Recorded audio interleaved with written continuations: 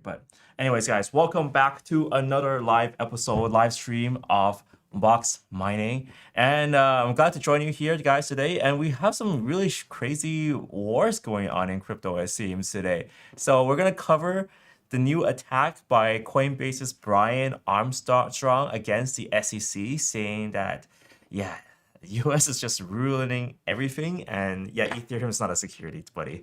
So yeah, there's a war going on. We also have topics of artificial intelligence. We're also going to talk about what's happening in the altcoin space. We do have a big unsmiley face there, a big frown. So unfortunately, it does seem to be the case that alts just right now aren't performing unless you're PP.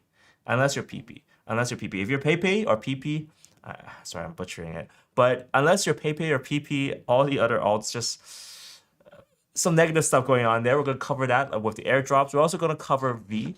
There's a project called V. That's a new airdrop that's coming in. We're going to tell you what V is. And it's actually layer 0. So we'll explain that as well. We also have a lot of requests. I've seen in recent videos, we have a lot of requests on what is happening on Ethereum nodes. And I'm going to overview and show you guys what my Ethereum node from 2020. Is it making money? Am I breaking the bank? Am I killing it with that node? Yeah, we'll answer all those questions in today's live stream. So guys, thank you guys so much for coming in today. I know I'm trying to find a good time for these live streams. All times are good times. All times are bad times right now. So we'll try to consistently stream at around this time. We'll try to make sure it is good and fun for you guys. But if you guys are coming in, please do, you know, write a comment down below of how everyone is doing. I'd love to hear how you guys are hanging out, how you guys are doing. And then tell me where you guys are from as well. Yet again, I'm just trying to collect more information about how to make better content for you guys. So yeah, it really helps me, and I really want to welcome a lot of old friends as well. We got Glimper Juliana coming in. We got Cuddle Mushroom. We got Box Fan. We got Angela Wang. Tyler Stolp. Ronnie Ray, good to see you guys again. Yeah, awesome, amazing to have our crew. A lot of USA, East Coast USA, Midwest. Wow, you guys are from US and Boston. Awesome. So let me get the intro down. I'm gonna do a short intro from before whilst I fix my audio, but let's do a short intro of what I'm doing and building. This episode is brought to you by you guys. So I've been working on this for 6 years, and you guys have supported me all this way through. I really appreciate everything. And I took a good look at what we're doing on this channel, and I was like, we should do more. And of course, we're adding more to the team. So let's take a look at who we have. So we got Ronald. He's working super hard. Hello. How are you doing, man? What are you working on? I'm working on airdrops. Airdrops. What's the hottest one today? ZK Sync, Arbitrum. Now you know, right? Because I've been asking him like nonstop every day. Yeah. Like, what's the hottest one? We also have Natalie there. She's gonna do a lot of news segments. So let's see. I think she's dying. Yo, Nat. Hi. Do you want to say hi to camera? Hi. Also, look at this amazing mess. This is what we don't show you guys. Sorry, Nat. Sorry, okay. Nat. How's everything? It's good. Just working on the USDC DPEG. Long-term implications, best and worst case scenarios. We got Nathan here. Do you want to say hi, Nathan? I'm producing. I'm directing. Oh, 30 is behind me. Everything. Let's go. Nice. Just making stuff for you guys. We want to make more high quality stuff, taking the filmmaking back into YouTube. So stay tuned. So guys, if you guys like the content here, make sure you're subscribed to this content. Just hitting the subscribe button really helps. Notification bell if you want to be notified, especially of the live streams. Also, we have the website boxmining.com. Ron's working super hard on that. We have a newsletter coming up as well. So make sure you stay tuned. All right, let's start. I'm also joined by Natalie here. Hi. Hi. So this is your second time doing a live stream. Third time, actually. Third time, I think. Third time. You got to prepare a topic. You got Coinbase. You're going to yell at Brian Armstrong for us? I don't know, actually. I think some of his points actually make sense. Uh-huh. So it all started with him posting a tweet saying that we need regulatory clarity in the US for centralized players in crypto for many reasons. Consumer protection, national security. But let's back up. Let's back up. This is ongoing, right? Yeah. Because I guess we actually have a lot of Americans here, so this actually does affect you guys a lot because we've seen the SEC coming at crypto super hard. Yes. It's like it's nonsense hard. Yeah. They're No- like pushing crypto away from the US. I don't know what they're doing, honestly. like it's a situation where like I feel like they could have been the ones that were at the forefront from this. And we watched this again and again where regulators just push crypto away. Yeah. Only to welcome crypto back again, like a year later. Sick what's happening in Hong Kong, but we're seeing that repeat itself in the U.S. It's just they're just a little bit slower. So the SEC been going hard, but Brian Armstrong, the CEO of Coinbase, he's fighting back. Yes. So what's he saying? Like, let me load the article for you. Let me load the tweet up here. But whilst I'm doing that, I guess you can send me the tweet on WhatsApp or something like that. But it's very hilarious. Sorry for the. Should I send up to the Yes, live? just put the tweet up. Yeah, put it on the live. Sure, why not? Thank you so much. Thank you so much, Nat. All right. But there's also a delay on the stream. So, Gary Gensler, yell at Gary Gensler. It's time. Yeah, did you put it on the stream? Yep. Cool. Let's just go for the article first, and we'll put this up. So as we all know, Brian, Coinbase was charged by the SEC last month, and Brian Armstrong promised that they will fight back. So what did they get charged with? It's related to the staking issue. I think the SEC was bad. Like they issued them a Wells notice, and then it was something related to the staking, and then but then like after the Wells notice and stuff, there wasn't much news on it, and then Brian Armstrong met with the SEC again a few days ago, and that's when he started saying like the SEC shouldn't be they should make the regulatory stuff more clear before actually making enforcements on different crypto exchanges. Such a disaster. I mean, I totally get where he's coming from. Yeah. Right. And this has been, I feel like crypto moves at such a fast speed because I think when it came to Coinbase and when it came to Ethereum and something like Ripple, you know, it's been out for so long that you wouldn't think that SEC would go after it now.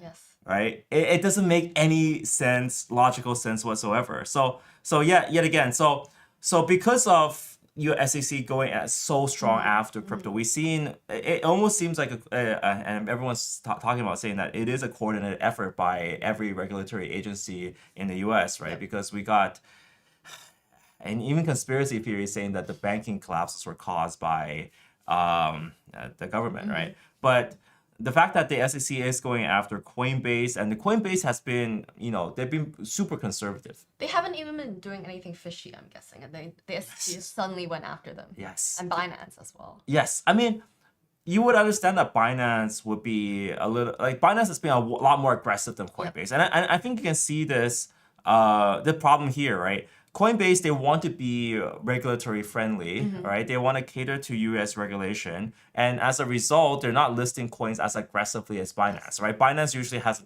two-year head start, right? And so it's almost stupid. But Coinbase has been, you know, very conservative. They haven't been aggressive. They haven't been pushing anything like launch pads super heavily. It's unlike Binance, which has been, you know, like launch pads, IEOs, right? They've been launching their own chain, own coin, or whatnot. And they're giving such a strong competitive advantage.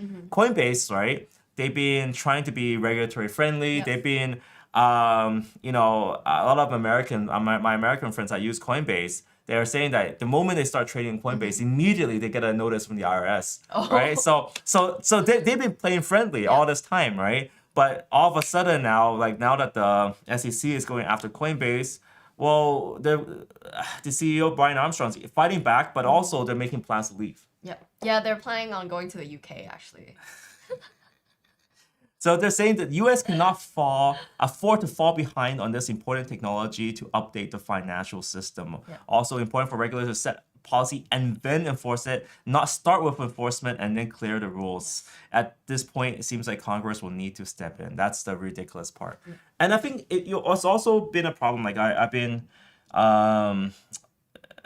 looking at this for a long time because back in 2017, a lot of people were wondering what are securities, right? So they were looking at the Howey test, right? And they were looking at how to make things regulatory clear that it's not a security. But the problem here is that the Howey test is a positive test Okay.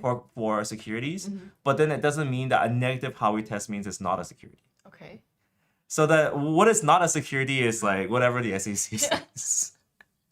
So I think that's a regulatory problem with what's happened in the U.S. And now that the politicians are going in that direction of trying to make things extremely uncomfortable for Americans, it's quite painful. Guys, tune in. Tell me, guys, how you guys are feeling about this, because are you guys also planning to leave the U.S.? Let me see it. Let me see. Are you also planning to leave the U.S.? Yes or no? Ask your community. All right. I mean, that's the only solution, right? And Angela Wan says, is the UK actually more friendly than the U.S.? I think they're probably more, probably not more friendly, but they're probably Europeans are actually more friendly. But the UK is not the most friendly of all the European countries, because I've been talking to the guys at Swissborg a lot, and they are able to open bank accounts directly. Okay. Yeah, like if you go KYC on Swissborg and they're looking for bank accounts, and the UK, the whole European Union is a lot more friendly. Why are the Europeans suddenly a lot more friendly towards crypto compared to the US? Do you think? I think the Americans have just gone crazy. I think it's just bad. I mean we have 55% on our channel responding and saying, yeah, they want to move out of the US. Cuddle Mushroom says, yep, UAE for me. So UAE, Europe is like, I think Spain is good, but UAE, yeah, why not? Like it's super crypto friendly right now. So, well, we got Leaf, Crypto Kerbis says, leave Canada for sure, probably El Salvador, St. Kitts and Nevis. Well, I mean, that's a solution, right? I mean, if people can move, they'll move, right? That's the scary part. So, MD says, I think the media is blowing the US thing out of proportion, but I don't agree with you. I feel like the what's happening with the banks, what's happening with setting up these regulatory hurdles, them going after stable coins, this is the start, right? I don't think it's out of proportion, because I think this is the beginning of what's happening. They're always a little bit slower, but it's a sign that they're gonna be unfriendly for years to come. So I feel like it's a war that we should try to win right now. But if we don't win this war, I feel crypto will be changed. It will leave the US. I think that's for sure. And then the rest of the world, like we have Asia welcoming crypto again. I mean, we've seen that with Hong Kong, right? All of a sudden, we went from unfriendly to super friendly to At least they are recognizing it as property. Yes. Which is a bit weird, but still, like it's like a good first step for Asia and Hong Kong. Yeah, so this came last week, so let me bring this up as well. So Hong Kong Bitcoin property. So this was a clarification. So even in the S&P, so this was quite of an interesting development, and this is in line with what Hong Kong is trying to do, right? If you think about it, Hong Kong has been unfriendly to crypto for a long time. We kind of pushed FTX out. We pushed other exchanges like BitMEX and stuff away from Hong Kong. Even Binance was actually initially going to set up here. Did you know that? No, I didn't. They actually listed, like when Binance first left, they actually listed Hong Kong as their country before they became decentralized. Oh, okay. Right. So they actually wanted to set up offices here. In fact, they do have some people here, but they in fact wanted to set up a big office here. That'll be huge if they But set up a Hong Kong chased them away. But now Hong Kong is all the way back. So we've seen that in the last Web3 summit last week, basically Hong Kong politicians coming out and say, yeah, we want to support Web 3.0. I mean, I don't know who says that, but this and the latest news, like this is in line with that. They're saying cryptocurrency is a type of property. Basically, it's not the property in search of real estate as property, but it's like my property. Like this kind of Coke is now my property because I'm drinking it. But they're saying that this is something that it's a property that you own, and also it's giving some clarifications, because this was actually highly needed in the case of Gatecoin. Because what we're thinking about is in the case of Gatecoin, and this is a collapsed exchange in Hong Kong that collapsed around 3-4 years ago. They're dealing with it now, but they're classifying Bitcoin as a property. So because when all the property of Gatecoin needs to be given to creditors. Okay. So they're saying, okay, yeah, crypto is part of. So I think it's very small. Like, yeah, again, you don't want to read headlines into this. I think this is a situation where Hong Kong is just giving legal clarity Yep. to what is happening. And yeah, we're clear. It's a type of property. It's something you can own. Okay, great. Yeah. Great. Good job. What's your take on it? Do you think it's weird that they're listing it as they're labeling it as I don't property? actually think it's weird. Like I had some time to reflect on this, and I was saying that because if they classify as currency, it's a little bit taboo because China is very adamant that there's only one currency in China. And Hong Kong, we do have our own currency, but it's in line with what mainland China wants, which is not to call this a currency. Okay. But it's like it's a situation where like you have to understand the Chinese are very interesting when it comes with names, right? And this is a situation where if you look at the overall strategy, and I was saying this during the Web3 summit, like this was a very strong narrative where China is doing the exact opposite of Americans. Yeah. Because they feel like this is a war, right? And if this is a war and your opponent isn't doing something, then you should 100% do something. So they want 100% to be dominant in the crypto scene, but they don't want to interfere with their own currency, which is the renminbi. Yeah. So you have a situation where they're just classifying it as property and they're just moving forward with it, Okay. right? It's like Chinese unique sense of communism. You know, it's very unique in the sense that there is hardly any communism. Sorry. Did I not say that? Very sensitive. That's sensitive. All right. Beep that out. But bad jokes aside, you know, that seems to be the case. So yeah, that's my take on that. I feel like they're just classifying, giving clarity, and then they're trying to dominate the whole crypto scene. And we'll see that with Hong Kong. We'll see that June the 1st is happening where institutions are allowed to invest. And then by the end of the year, people are predicting 14 virtual exchange licenses being issued by the Hong Kong government, or 10 plus at the very least. So this is also why it's actually kind of interesting. We're talking about this during Web3 Summit festival. But some exchanges were not heavily promoting themselves there. So this is actually quite interesting because initially I thought this would be a huge battleground for exchanges to sponsor different events and such. All right, but what kind of happened was that the title sponsor was OKX, then we have ZA Bank, and then a lot of the other exchanges like Bybit, they had an office in Hong Kong, they were very absent. Huobi is absent.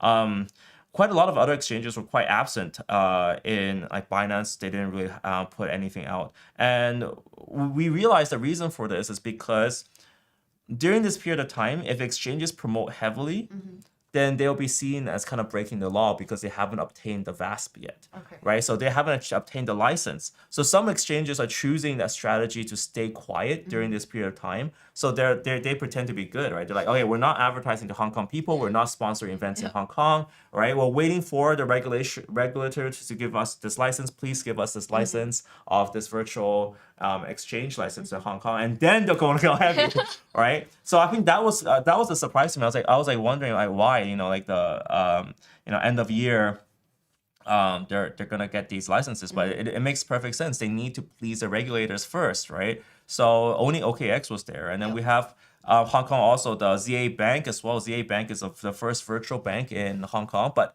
with huge China backing, and they're gonna be a crypto settlement bank.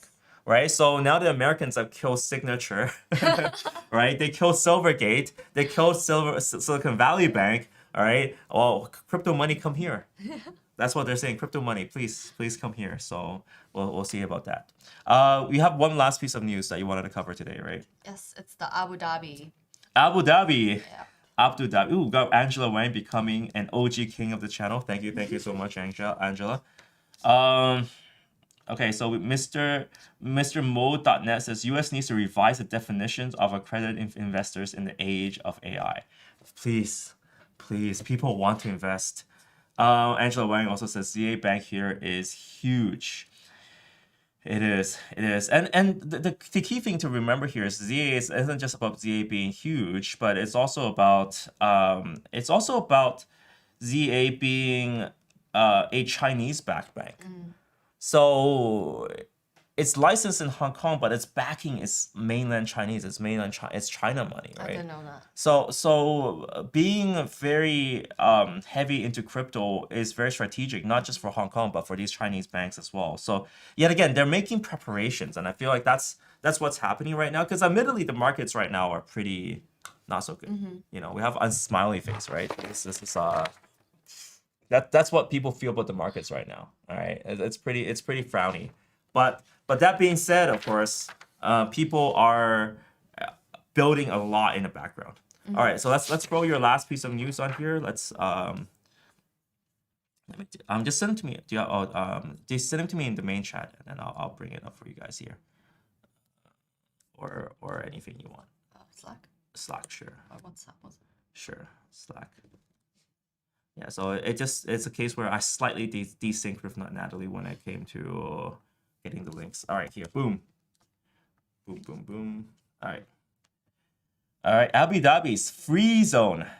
All right, what's happening there? So they're issuing this. Okay, so they're proposing a legislative framework for a distributed ledger technology. Actually, I wanted to ask more on what a distributed ledger technology is. And It's the old term for Web3. Oh, okay. It's Okay. They're still using they're still stuck in 2018. Okay. Yeah, distributed ledger technology. It's like Web3. yeah, it just means it's like Bitcoin but not Bitcoin. And they're asking for feedback from the community, and so Abu Dhabi is really supportive, as you know, people said in the chat. UAE is very supportive. They're actually issuing $2 billion to support Web3 projects, and so yeah, I think like basically all countries are going strong on Web3 right now, and they also want to set up a DAO for the DLT Foundation regulations. Okay.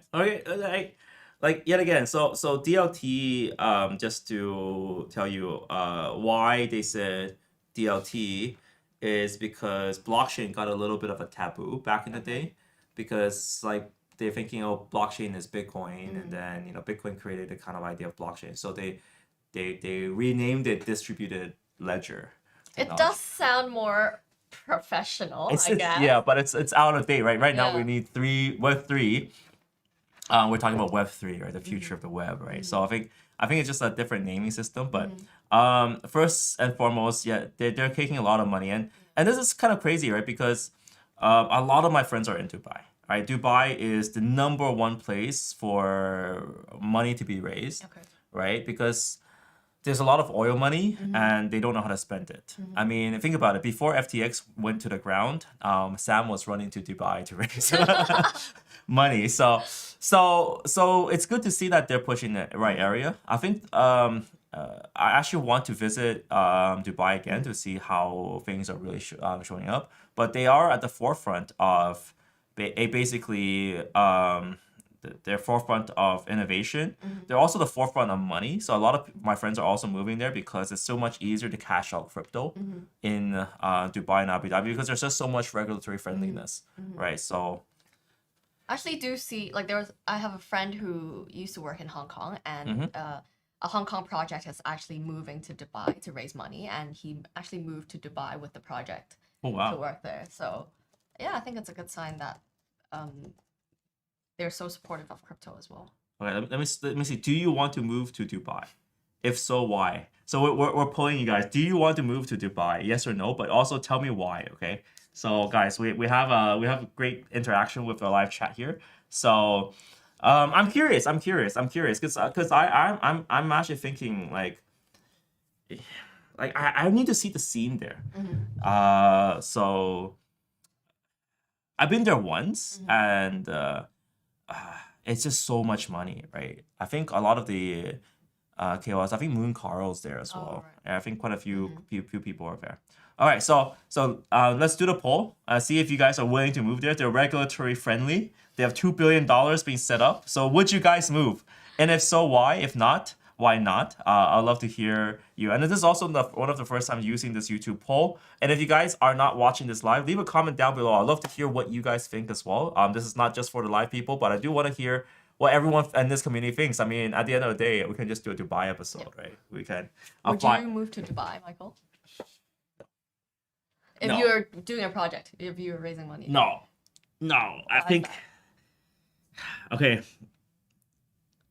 All right. If you flush a toilet in Dubai, Okay. the water is hot, right? I know that's the lamest reason, but if you flush the water, you feel this fume of hot air flowing to your face. Okay. And it's so damn hot there. It's really hot. I probably wouldn't go there long term. I'll be there for like a short amount of time, but it's very, very hot there. Like that's so hot that you'll get hot toilet water. Oh gosh.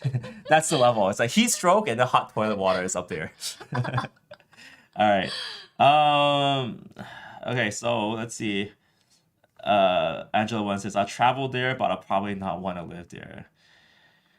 And also, it's like there's a lot of problems. I mean, I think Dubai and Abu Dhabi are okay with this, but if you drink alcohol and whatever, it's quite taboo. I mean, I think I had a friend who wanted to work there once, and he literally, in order to get a visa, he had to be a servant. He'd be classified as a servant of someone, which is quite interesting. I don't know. It was very, very weird.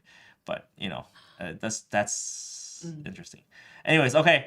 Let's finish up with this session. We're going to invite Airdrop Ron next to talk about altcoins, and then I'll talk about AI and my Ethereum node. So thank you so much, Nat. Thank you. So we're talking a little bit of alts. So I think we're dividing these sections into mainstream, like main news, and then we have the crypto altcoin news, which is the next step that we're moving into. But we're still trying to lock down what kind of works and what doesn't work and what kind of research people can do.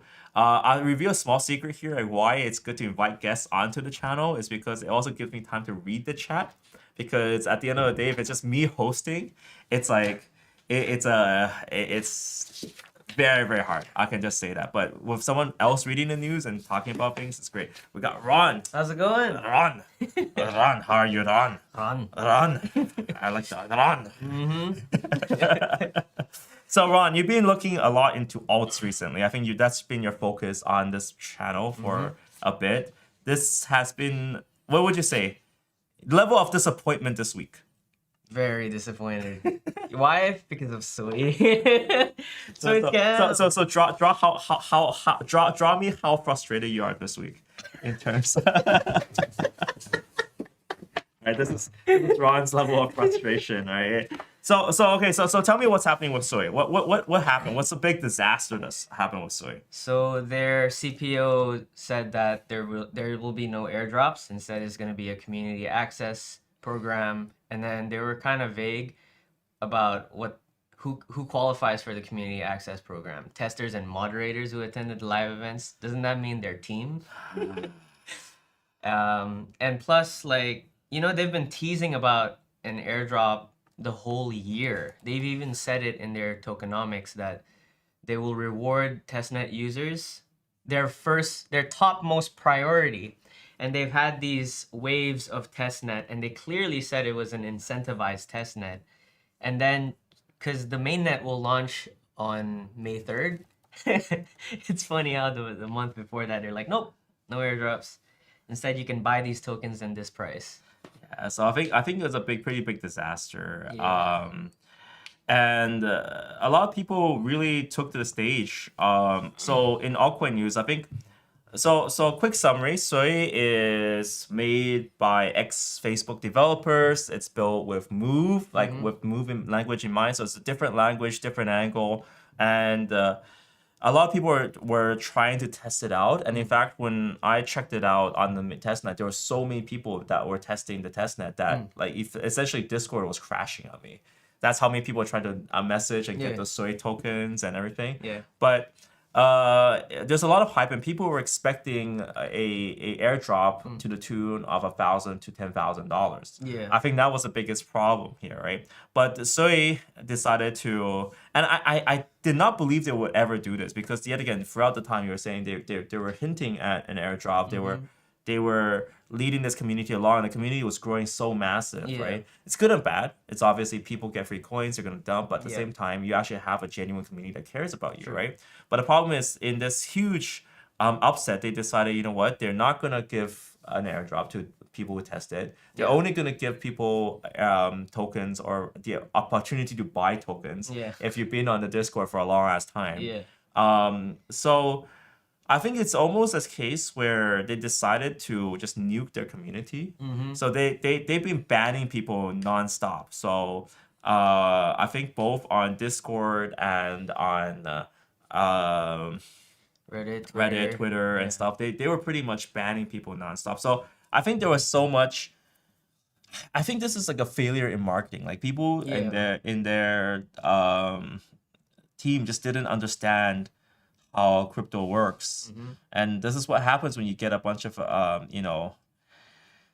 would say they have very corporate people there that just doesn't understand the community. If they have bad faith at the start, right, it's gonna take years. I won't say it's gonna kill it completely. I would say like it's just gonna have a bunch of bad faith before things really move forward. So there are Sui tokens being sold right now, I think, on different exchanges like KuCoin and such. But let's see how it goes. Let's actually see how it goes. I think people will still buy it because, yet again, it's a new blockchain. It does seem to be quite innovative, but it's a situation where they just nuke the community. And people in altcoin space, they're probably expecting this to be a payday, but just didn't get it in the end. So let me see. Disappointed startup poll. Let me close the poll. First poll. Let me close the end poll. And then end Q&A, confirm. All right, let me ask if people are disappointed about Haich. Let me see if people are disappointed about Sui. Or whatnot. And plus, like, it's fine that if they don't do an airdrop, but the fact that they've said this on their page that there will be for testnet users, but then when the mainnet is coming, they're like, nope.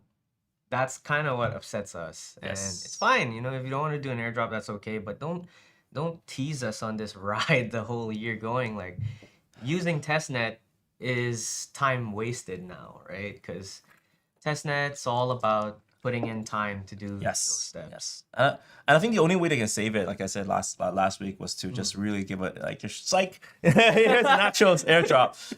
That's the only way they can save it now. We'll see. But on the topic of launches, I was actually dipping my finger or dipping my toes into KuCoin launches and seeing what was happening. So I actually participated in PlayZap.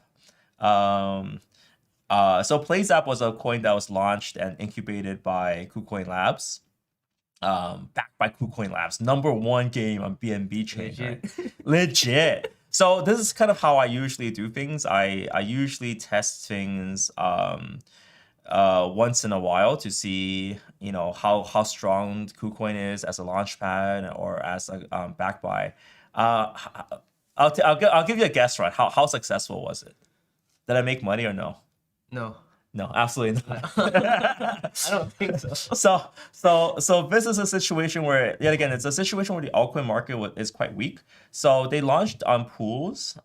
So they were launching at around 12 cents. And then they did a raise of 200K on pools. So 1 BUSD is equal to 8.33. So if you do that, it's 12 cents. There you go. I searched that, so it's 12 cents for a coin, but now it's sticking at like 9 cents. Do they have a game like we can actually play?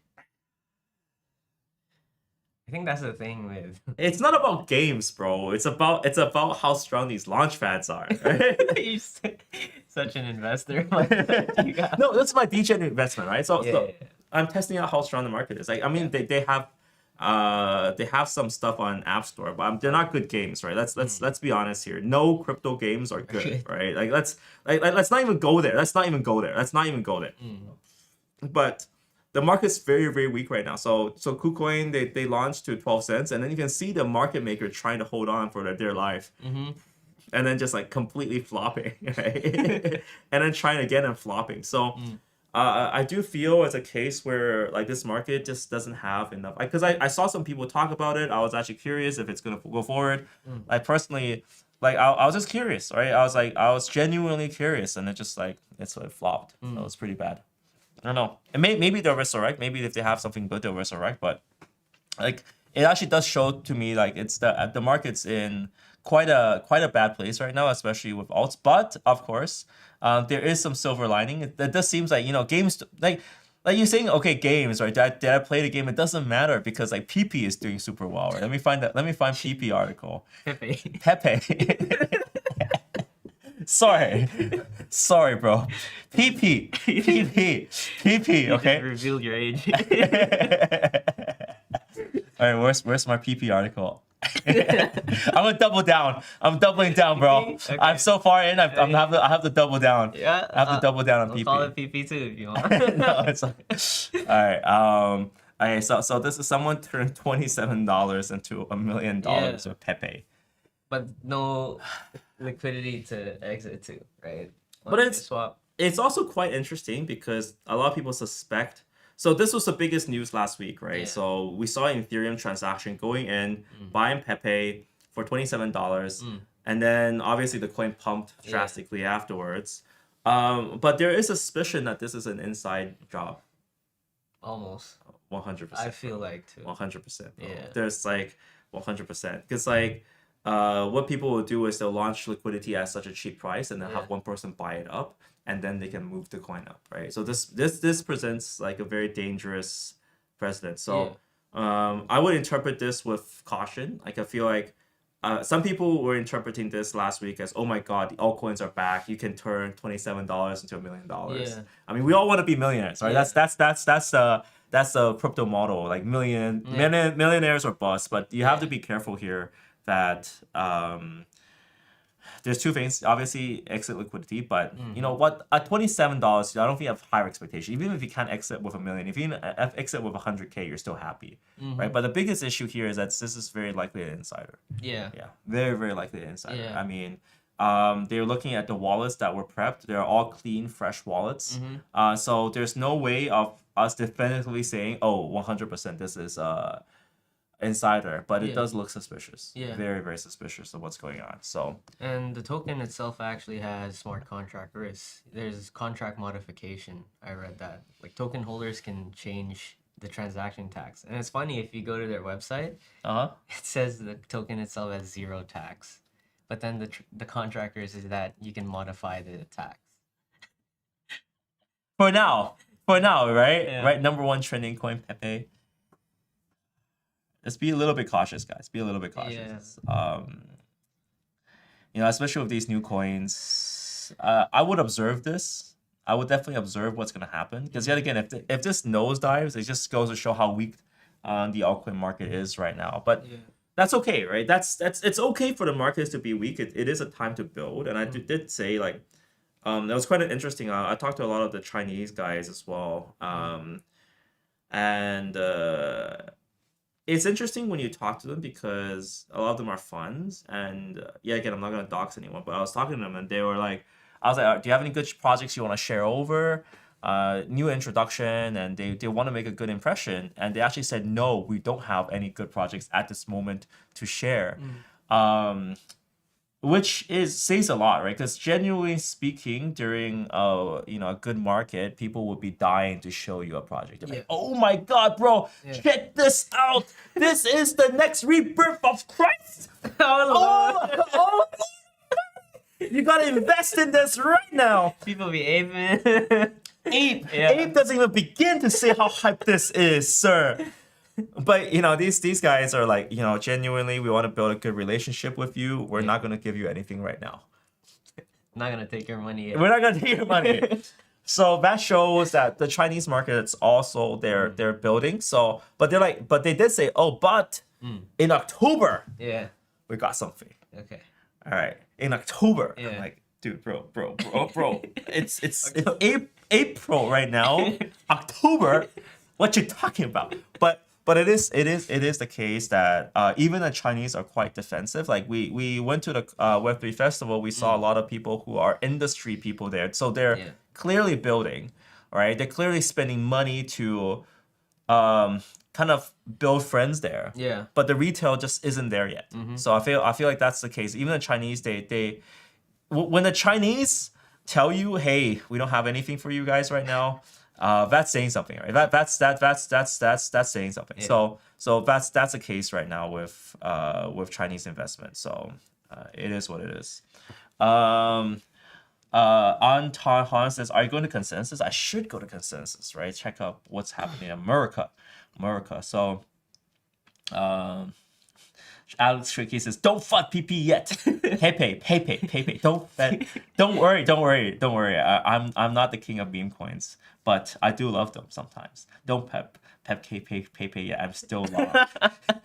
Hey, we got some real degens here. All right, we'll wait. Boxman says, America. No, it's Hong Kong, man. Come here, guys. Welcome. And Michael Warwatches, $1,800 Ethereum and it's weak. What a time to be alive. I remember your advice in 2017 not to short and just accumulate, and it was about $100. Man, we got some OGs here. Yes. It is a great time to be alive. I mean, if you put it into context, but I think it's kind of funny because, I mean, if you're into altcoins, you want to flip fast. Yeah. Right. I think that's the problem with altcoins and the expectations. I think the expectations are still up here, but the market's down here. Yeah. And once the expectations come down here, I mean, like I said with the Chinese, right? Their expectations are down here right now, right? They're like, yeah, everything's, let's be defensive here. Let's be careful. It really depends on where your expectations are. Yeah. I mean, like I said, I tried to figure out if Play Zap will work as a quick, a KuCoin lab sort of thing, and dumped, right? It's just no point hodling. Like for me, at least, it's just no point hodling or flipping or anything. It's just a weak market right now. So I was trying to test it. Like I said, dip my toes in. I was just seeing what the market is.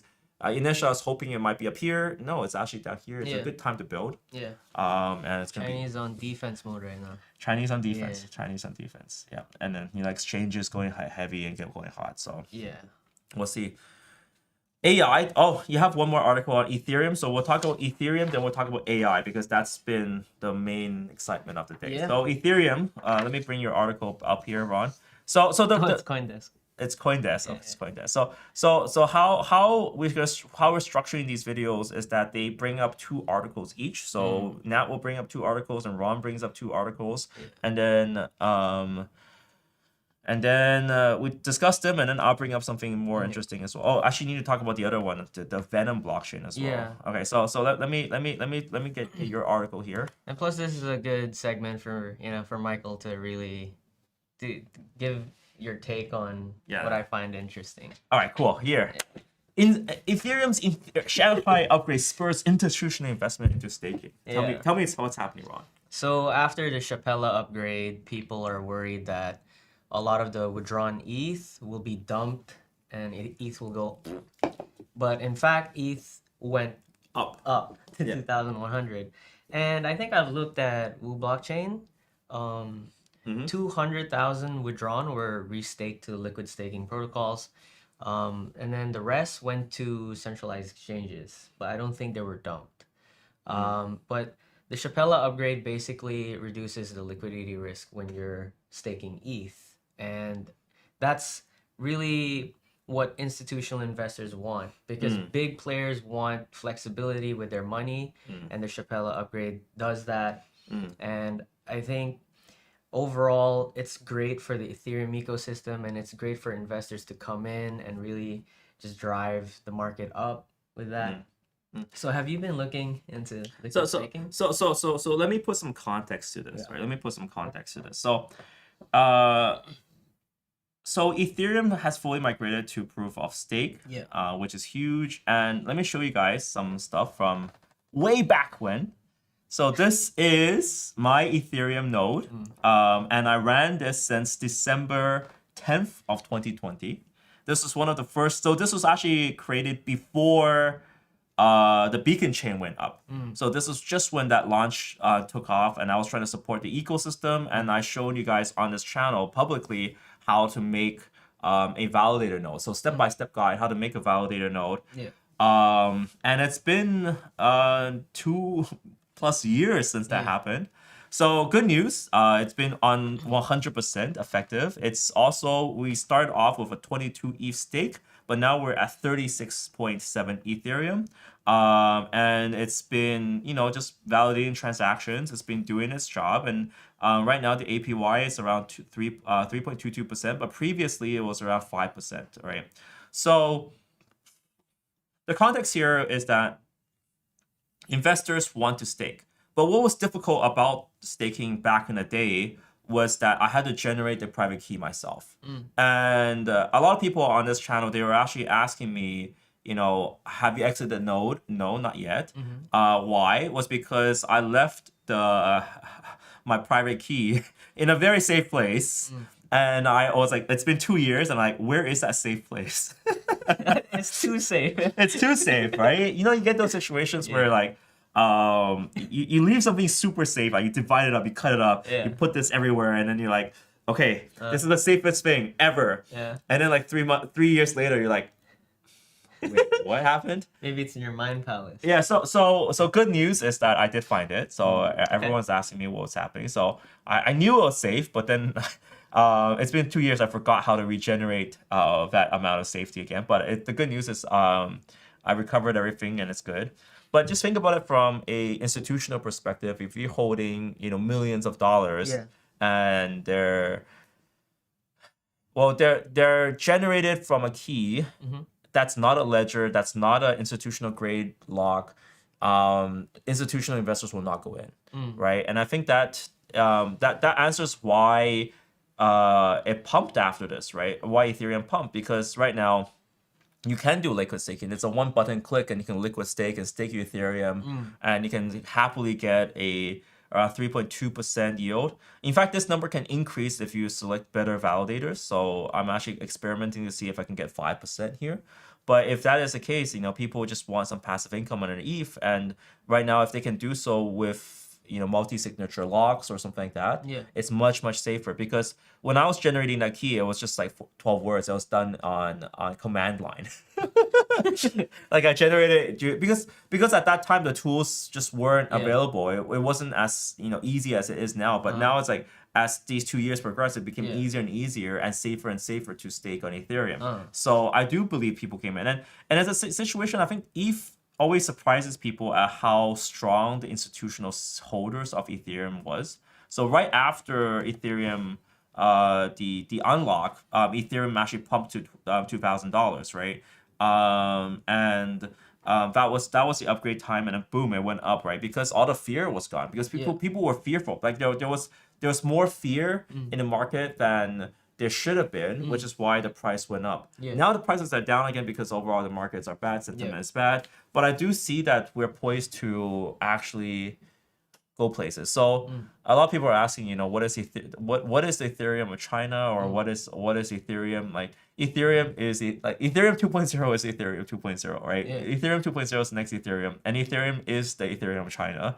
So there's actually lots of positivity going on. I actually do feel that with liquid staking and everything going on, I actually do feel like there could be more lockups of Ethereum coming soon. I actually do believe that. Especially like for me, I'm actually going to convert this into a liquid stake because yet again, I stored it too safe, right? It's just like I want all my things into one safe place that I can have constant access to, like a ledger or something else, like rather than a key spread over 4 different locations. That's probably not the smartest thing in the world. So yet again, that's good.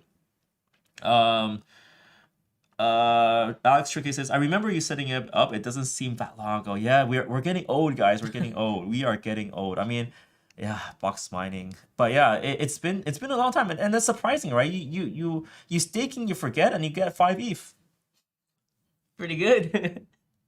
Not bad. And this is just one of them. I actually have more, but yeah.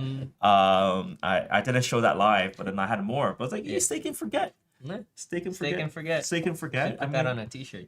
I think there was. I mean, how much Really? is that? How much is that? 1,800. How much is that? That's 8K.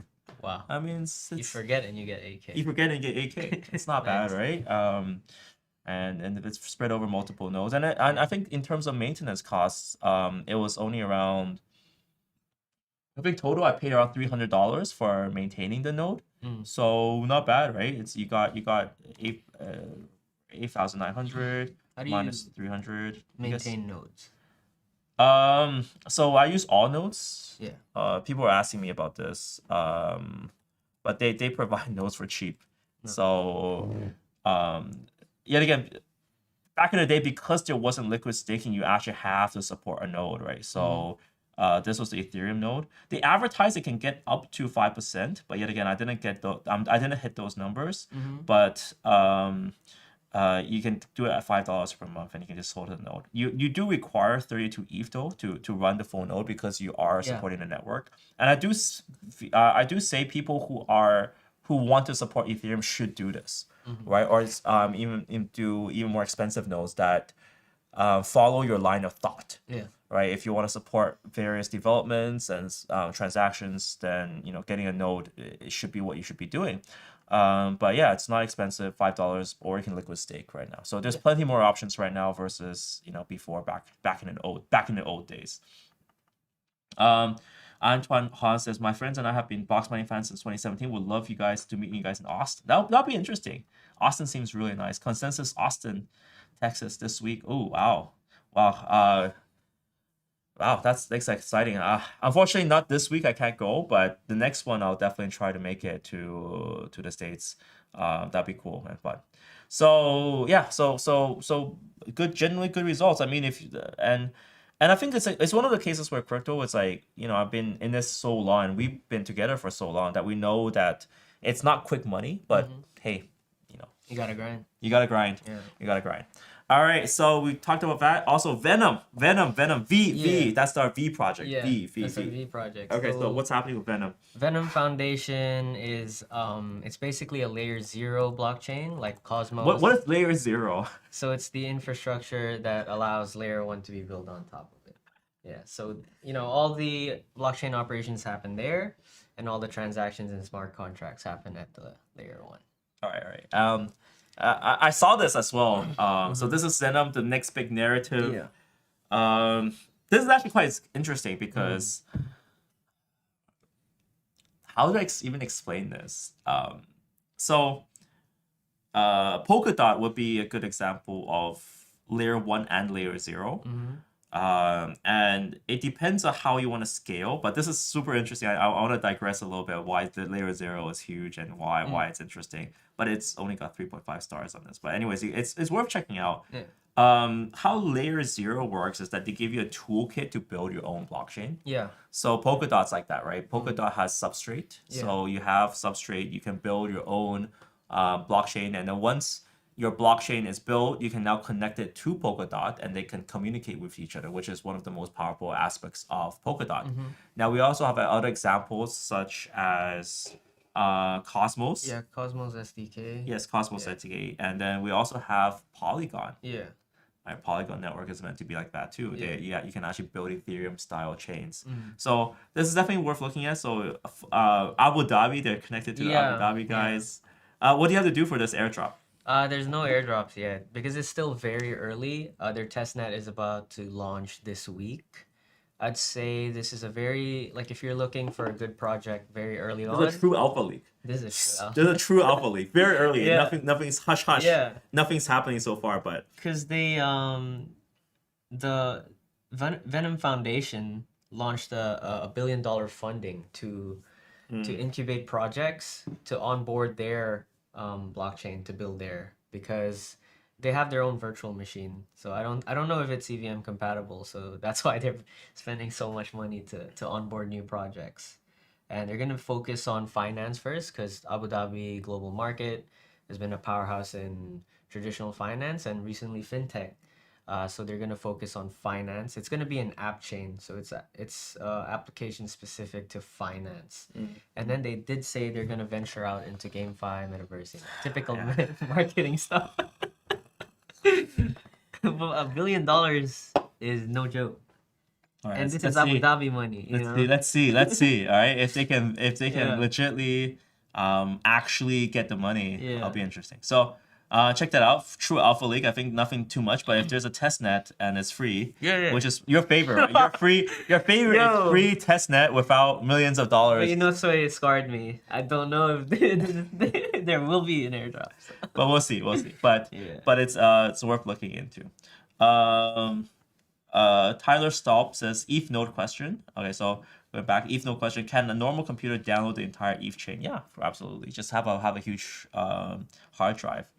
Ethereum. I think it's like, yeah, it's massive though. Look at that.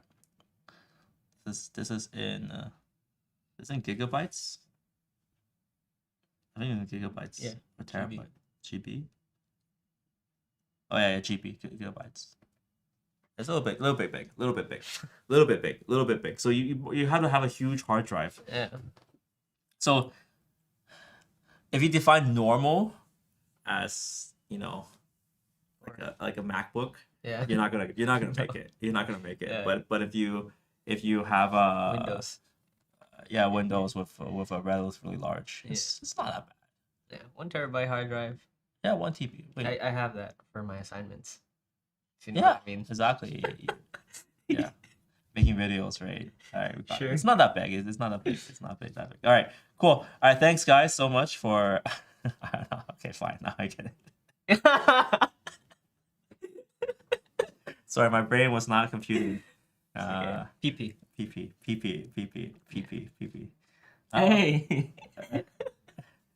All right.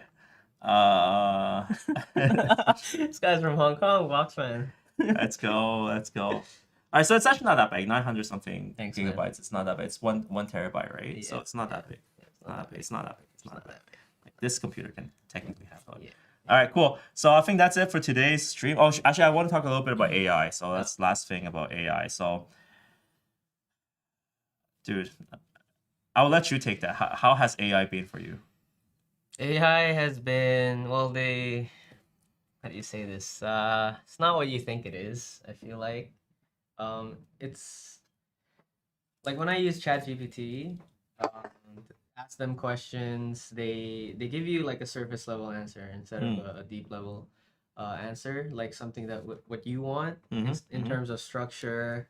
But I feel like that has to do with prompts. Like you have to put a very specific prompt, give it example. Yes. Especially examples and reference. I think that's a very important prompt because the AI can't think what you're thinking. Yes. But maybe in 50 years later they can. Well, I think I'll give some context on why I think AI is so important right now. So, I'm gonna sound old here, but a year ago we were looking at AI to analyze sentiment. So this is something that's like, say for example, Bitcoin is the shit, right? And this would stump AI because this is actually positive. Bitcoin is the shit, but because it contains the word shit, the AI will think it's negative, right? Yeah. So we were looking at language models and we're looking at interpretation, and just a year ago they will fail, but then half a year ago we got ChatGPT, and that was in 3, so 3.5. And actually, in fact, you got GPT before that. So we tried version 3, then we tried version 3.5, and it got a lot better. So it started understanding, okay, Bitcoin is the shit, is positive. And then I start breaking down language. So its understanding of language is a lot better. Yeah. Now with GPT-4, it's super good. It's like slapping you in the face. Why do you ask me such a dumb question? Here's a million reasons of why Bitcoin is a shit is positive, and I'll tell you why, right? So we're got to a stage where it's actually extremely powerful in understanding people now. Yeah. I think that was a big improvement with language models, and this is why all of a sudden Bing is now popular, right? I can't believe that to say that, but Bing has integrated GPT and it can do a lot of things for you. Although they try to limit that right now, I feel like if you ask Bing to rewrite an article or write something, they say, oh, why don't you do it yourself, right? I have the attitude now. I'll be like, yo, why don't you do it? Yeah. But it fully understands what you're saying, and it fully Yeah, understands what you want to do. So I do see that this is the huge, the breakthrough moment for AI. Like all of a sudden, it went from like kind of shit to holy shit. This is Holy useful, shit. to holy shit, right? so that's a big change, Yeah, right? yeah. In the span of a year, from kind of shit to holy shit, Yeah. right? So I do feel like now the innovation, what they're doing is they're putting these language models and using other models and using that as a controller. So I feel like this is like the Skynet moment, right? Where Yeah. you have one AI that's like understanding you and it can use tools to make things even better. That's gonna be scary. So I think for this channel, we're gonna do a lot of coverage on AI. I've been pretty much like every week I've been looking at AI articles. So there's Llama. So there's a new video coming out about that too. I actually had to remake that one because people didn't like it the first one. But so there's Alpaca AI, Llama. There's various ways of how to make your own large language model. So it's like it's a breakthrough moment because if you think about it, GPT was OpenAI, right? And it was closed source. It was owned by Microsoft. Microsoft can put it into all their stuff and no one else can. But now the breakthrough moment is that Meta released something called Llama and they open sourced that. And then they also, someone also leaked the weight components to it. So it made it completely open source. Like before, they were trying to keep some secrets. They had like the secret sauce is not given out, but someone leaked the secret sauce. So now the open source community has complete access to their own version that is pretty much 90% as good as ChatGPT. There's something called Vicuña. Basically achieves 90% of ChatGPT quality. So the open source community is going wild right now, and I'm actually looking at further developments of this. They're basically using AI to train more AI, and the progression is like weekly. I know this is 3 weeks ago, but like there's more recent updates, and the latest video is going to cover that. But it's kind of insane. Like there's big models, there's small models, there's very highly optimized models.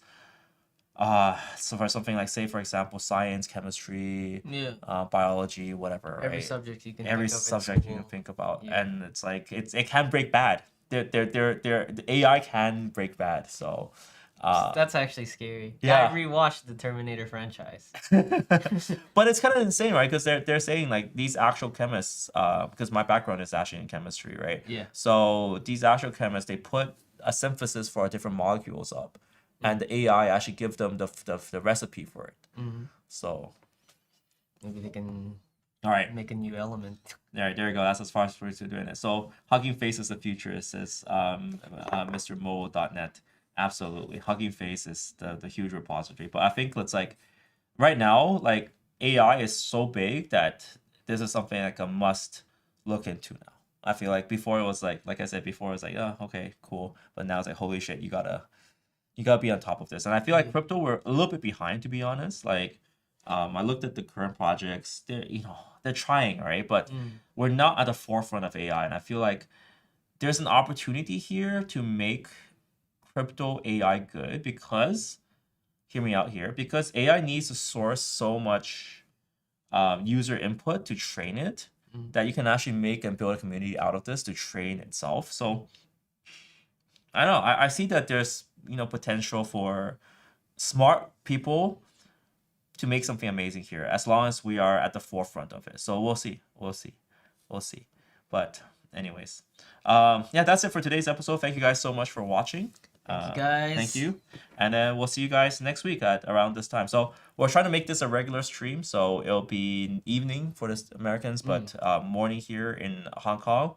I do think I have to skip out next week because I am attending a wedding. Okay. But after that, then will be huge. So stay tuned. Make sure you subscribe to this channel. Click like, subscribe. Smash up those likes buttons. It really helps, guys. And yeah, we'll see you guys next time. See you guys. Peace. Oh, also, wait, by the way, before we go, let's show your channel here. So you guys have been working super hard on Crypto Squad. on the crypto squad. Yeah. So I even interviewed you for Yeah. about Hong Kong property, yes. recognizing crypto's property. All right. So first of all, so you guys have been working super hard, and I think this is actually quite interesting. We got the Chinese Pioneer series, Pioneer series. So I think you guys actually asked a lot of questions about who is who in China. I thought that was quite important. But we have Da Hongfei, we have I forgot his name for 1 second. Xiaofeng. Xiaofeng, Dr. Xiaofeng, Yeah. right? The guy who owns 1 million ETH. Yeah. So if you guys want to figure out who's who in China, we have this new series here, which is going to be cool. I'm helping up with starting up your channel and everything. So we'll get feedback from our channel as well. So if you guys want to watch anything or feature anything, we're just producing a lot of different content there. And it gives us a lot of freedom as well, because on this channel, I feel like we're more established and there's particular things you guys like to watch here. But with this crypto squad, we're just going ape and just trying different formats and stuff. So lots of new exciting stuff. So do check out the crypto squad, guys. Cool. Peace. Other than that, peace out. All good. All good. All good. All Ron's good. there. Ron's good. PP. PP. All right, guys. Thank you guys so much for watching. I'll see you guys in the next.